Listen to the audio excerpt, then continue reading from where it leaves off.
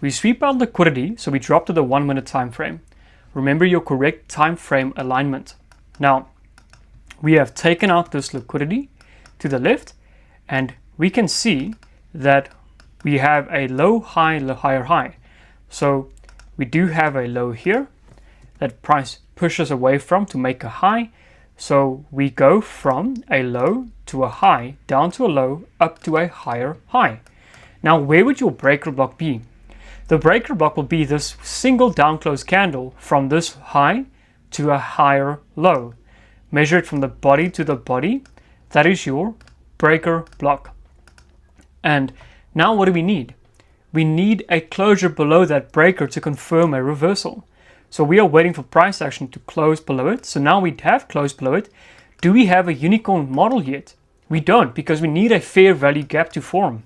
We don't have that fair value gap, and we wait for one more candle to print. Now, do we have that fair value gap? Yes, we do. Here we have that fair value gap. So we have a valid unicorn setup forming here. Where do we take the trade? A breaker block is a stronger PD array than a fair value gap.